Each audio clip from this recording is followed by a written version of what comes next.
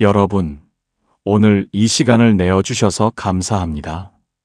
하루하루 분주하게 살아가시면서도 이 자리에 와주신 것, 그 마음 하나가 이미 부처님께서 기억하실 인연이라고 생각합니다. 오늘 영상이 도움이 되셨다면 구독 버튼 한번 눌러주십시오. 매일 이 시간을 함께 이어가는 작은 약속이 됩니다. 좋아요 하나도 이 법문이 더 많은 분들께 닿을 수 있도록 하는 보시가 됩니다. 댓글에는 나무 아미타불 한 번만 남겨주십시오. 그 연불 하나가 이 공간을 가득 채우는 기도가 됩니다. 이제 오늘의 법문을 시작합니다. 부처님의 자녀 여러분, 오늘 이 자리에 앉으시면서 혹시 이런 생각이 스치지는 않으셨습니까? 나는 왜 이렇게 가까운 친구가 없을까? 연락해주는 사람도 별로 없고, 진심으로 속 이야기를 나눌 수 있는 사람도 딱히 없고, 명절이 지나도 별로 만날 사람이 없다는 그 느낌. 혹은 주변에 분명 사람들이 있는데, 왜 나는 늘 이렇게 혼자인 것 같을까? 하고 속으로 삼키신 적이 있으셨습니까? 그리고 어쩌면 거기에서 한 발 더 나아가 혹시 내가 문제가 있는 사람인 건 아닐까? 나한테 뭔가 결함이 있는 건 아닐까? 하고 스스로를 의심하고 조용히 상처받으신 분도 계실 것입니다. 오늘 이 법문은 바로 그 마음을 가지고 오신 분들을 위한 것입니다. 그런데 도반 여러분, 저는 오늘 그 질문에 정면으로 답을 드리려 합니다. 친구가 별로 없는 사람에게는 숨겨진 특징이 있습니다. 그것은 여러분이 두려워하는 것과는 전혀 다른 방향에 있습니다. 그리고 부처님께서는 이 문제에 대해 매우 명확하고도 깊은 말씀을 남기셨습니다. 법구경에 이런 말씀이 있습니다. 아따나 사라나 나티 코히 나토바이수. 이를 우리말로 옮기면 자신보다 더 나은 친구도 없고 자신보다 더 나쁜 적도 없다는 뜻입니다. 이 구절을 많은 분들이 그저 자립하라는 말씀으로만 받아들이십니다. 그런데 이 말씀에는 훨씬 더 깊은 층위의 가르침이 숨어 있습니다. 부처님은 관계의 수가 아니라 관계의 방향에 대해 말씀하고 계신 것입니다. 외부를 향해 흘러나가는 마음의 에너지가 안으로 향할 때 비로소 진짜 깨어남이 시작된다는 것입니다. 친구가 적은 사람에게 숨겨진 첫 번째 특징은 이것입니다. 그들의 에너지가 내면으로 향하는 흐름을 타고 있다는 것입니다. 불교에서는 이것을 탐진치의 방향과 연결해서 설명합니다. 탐욕스럽게 사람을 모으려는 마음이 아직 약한 사람, 혹은 그런 마음으로 상처받아서 더는 그 방식으로 사람을 만나지 않게 된 사람, 이런 분들이 의외로 내면이 먼저 익어가는 경우가 많습니다. 숫자의 외로움을 안고 살아가는 동안 혼자 앉아서 생각하는 시간이 많아지고 그 시간이 쌓이면서 자신을 들여다보는 눈이 생깁니다. 그 눈이 바로 수행의 눈입니다. 경기도 수원에 사시는 66살 명순 보살님은 40이 넘어서까지만 해도 자신이 왜 친구가 없는지 늘 괴로워하셨다고 합니다. 직장 동료들은 있었지만 진짜 속을 털어놓을 수 있는 사람이 없었고 오래 알고 지내던 이웃들과도 언제부턴가 거리감이 느껴졌습니다. 그 고독감이 깊어지던 어느 해 겨울, 어쩌다 들른 절에서 스님의 말씀을 들었는데 그 자리에서 처음으로 이런 생각이 드셨다고 합니다. 내가 고독한 것이 아니라 내 안에 아직 만나지 못한 내가 있는 것이구나. 그 후 명순 보살님은 혼자 앉아서 보내는 시간을 괴롭게 여기는 대신 그 시간 안으로 천천히 걸어 들어가기 시작하셨습니다. 그리고 5년 후 보살님은 이렇게 말씀하셨습니다. 지금 나에게는 친구가 더 없어졌는데 이상하게도 더 외롭지가 않아요. 도반 여러분, 그렇다면 친구가 별로 없는 사람은 어떤 방향으로 나아가게 될까요? 이 질문 앞에는 사실 두 갈래의 길이 있습니다. 하나는 이 외로움을 문제로 받아들이는 길입니다. 내가 잘못된 사람이라는 생각, 나는 왜 저 사람처럼 못 사귀는가 하는 비교, 더 많은 관계를 만들어야 한다는 강박. 이 길을 걷는 분들은 억지로 관계를 만들려 하다가 더 깊이 지치십니다. 맞지 않는 모임에 나가고 마음에도 없는 말을 하고 집에 돌아와서는 더 공허해집니다. 관계의 수는 늘었지만 진짜 연결은 오히려 줄어드는 역설이 생기는 것입니다. 불교에서는 이것을 아뢰야식 안에 쌓인 업식이 작동하는 방식이라고 합니다. 두려움이라는 씨앗이 그 두려움을 확인시켜주는 경험을 계속 불러오는 것입니다. 다른 하나는 이 외로움을 문으로 받아들이는 길입니다. 이것이 바로 부처님께서 가리키신 방향입니다. 혼자 있는 시간 안에서 자신을 만나는 것, 그 만남이 가능해질 때 비로소 타인과의 진짜 만남도 가능해집니다.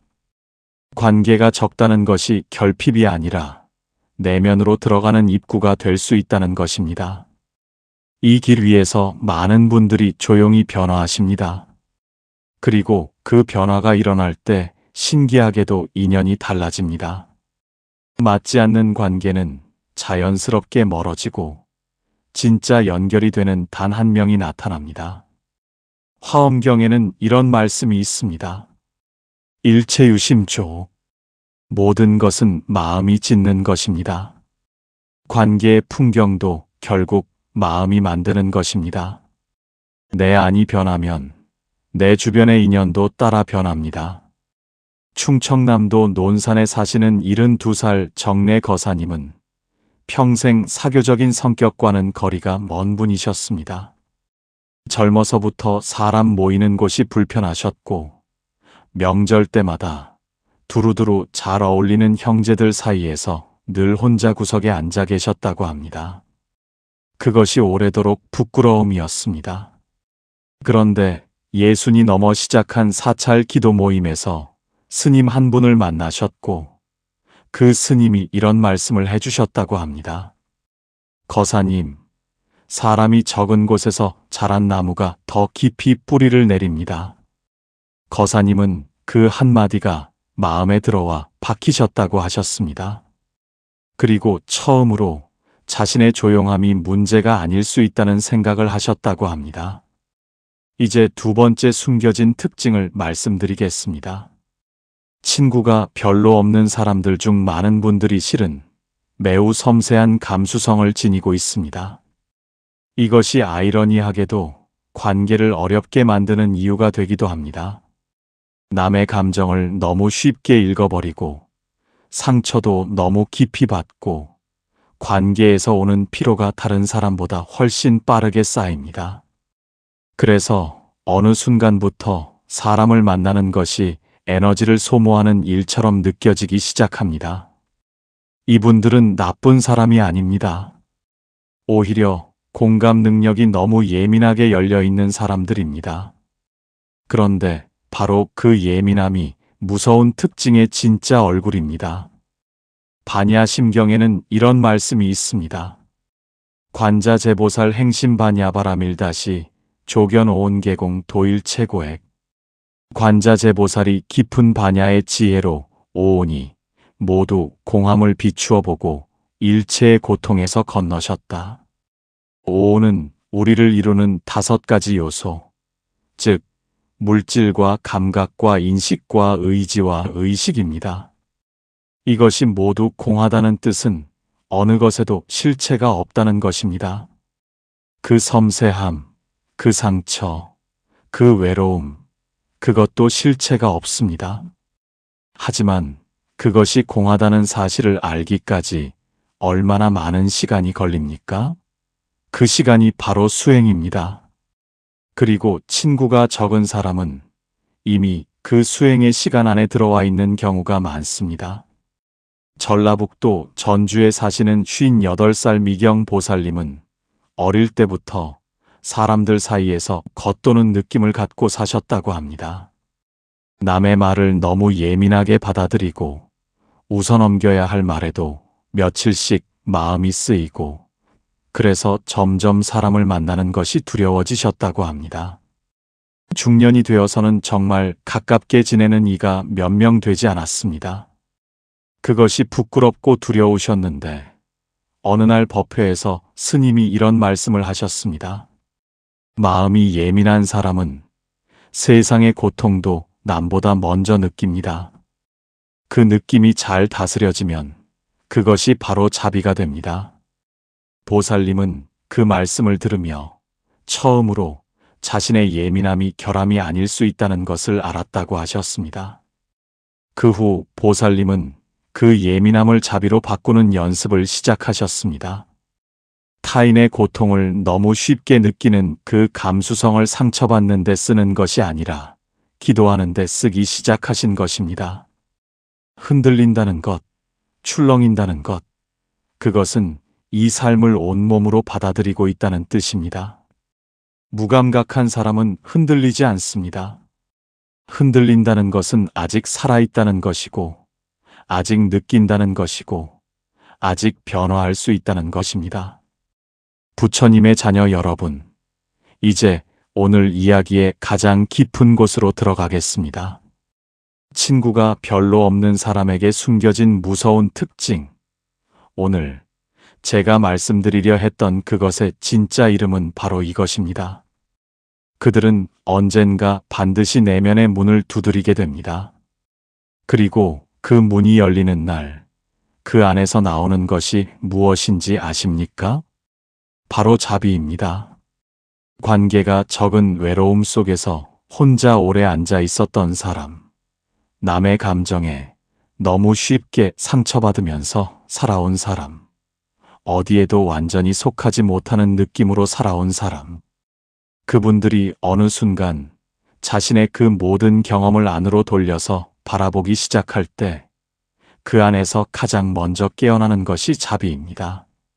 왜냐하면 그분들은 이미 오래전부터 고통이 어떤 것인지 알고 있기 때문입니다. 이론이 아니라 몸으로, 마음으로. 법구경에서는 이렇게 말씀하십니다. 나 삶에서 고통을 피하려 하지 마라. 고통을 통해서만 열리는 문이 있다. 그 문이 이름이 자비이다. 경상북도 안동에 사시는 75살 원탁 거사님은 25에 결혼하시고 나서 평생 단 한 명의 진짜 친구도 없이 사셨다고 합니다. 직장 생활 내내 사람과의 관계에서 서투르셨고 퇴직 후에는 더더욱 혼자의 시간이 많아지셨습니다. 그것이 수치스러운 비밀처럼 느껴지셨다고 합니다. 70이 넘어 처음으로 절에 다니기 시작하셨고 거기서 한 가지를 배우셨습니다. 나에게 주어진 이 외로움이 사실은 내 안에 부처님이 나를 이 자리로 데려오려고 쓴 방편이었을지도 모른다는 것을. 거사님은 이제 매일 새벽 기도를 하십니다. 그 기도 속에는 친구가 없어서 외로운 모든 사람들을 위한 발언이 들어있다고 하셨습니다. 평생의 외로움이 결국 가장 넓은 자비로 꽃을 피운 것입니다. 도반 여러분, 혹시 지금 이 자리에서 이런 생각이 드십니까? 그래도 나는 친구가 있었으면 좋겠다고. 물론입니다. 관계는 소중한 것입니다. 부처님도 선한 벗과 함께하는 것의 중요성을 말씀하셨습니다. 그런데 그 선한 벗이 반드시 많아야 할 필요는 없습니다. 단 한 명이라도 진심이 통하는 인연이면 충분합니다. 그리고 그 한 명을 만나기 위해서는 먼저 자신 안에서 그 진심을 찾아야 합니다. 불교에서는 이것을 업식의 정화라고 합니다. 과거의 관계에서 받은 상처, 사람에 대한 두려움, 거절당할 것 같은 불안, 이것들이 아뢰야 시간에 저장되어 새로운 관계를 막는 장벽이 됩니다. 그 장벽을 치우는 것이 수행입니다. 그리고 그 수행이 깊어질수록 비로소 진짜 인연이 찾아옵니다. 친구가 별로 없어서 괴로우셨던 분들께 오늘 부처님의 말씀을 통해 드리고 싶은 것은 이 한 가지입니다. 여러분이 혼자였던 그 시간은 낭비된 시간이 아닙니다. 그 시간이 여러분 안에 쌓여서 지금 이 자리에서 이 말씀을 들을 수 있는 마음이 만들어진 것입니다. 꽃은 혼자 핍니다. 봄이 와서 피는 것이지 다른 꽃들이 많아서 피는 것이 아닙니다. 여러분 안에도 그 봄이 반드시 옵니다. 그 꽃의 이름이 자비입니다. 두 손 모아 발언합니다. 원하옵나니 지금 이 자리에서 이 말씀을 들으신 모든 도반들이 혼자였던 그 시간을 부끄럽게 여기지 않기를 바랍니다. 그 시간이 사실은 내면을 깊이 갈고 닦은 귀한 시간이었음을 알게 되기를 바랍니다. 이 법문이 인연이 되어 단 한 명이라도 진심이 통하는 벗을 만나는 복이 열리기를 바랍니다. 관계의 수가 아니라 관계의 깊이로 삶을 바라보는 지혜가 열리기를 바랍니다. 오래 외롭게 앉아 있었던 그 자리에서 피어나는 자비의 꽃이 지금 이 순간 여러분의 가슴 안에서 조용히 고개를 들기를 간절히 발언합니다. 나무 아미타불, 나무 아미타불, 나무 아미타불. 오늘 함께 이 자리에 앉아 부처님의 말씀을 나누어 주셔서 진심으로 감사드립니다. 오늘 우리는 친구가 적다는 것이 결핍이 아니라 내면으로 들어가는 입구일 수 있다는 것을, 그 예민한 감수성이 자비의 씨앗이 될 수 있다는 것을, 그리고 혼자였던 그 오랜 시간이 낭비가 아니었다는 것을 함께 살펴보았습니다. 이 영상이 도움이 되셨다면 구독과 좋아요, 알림 설정 부탁드립니다. 이 법문이 더 많은 분들께 닿을 수 있도록 주변에도 나누어 주십시오. 댓글에는 오늘 마음에 남은 한 문장을 남겨주십시오. 여러분의 이야기가 또 다른 누군가에게 큰 힘이 됩니다. 나무 아미타불, 나무 아미타불, 나무 아미타불.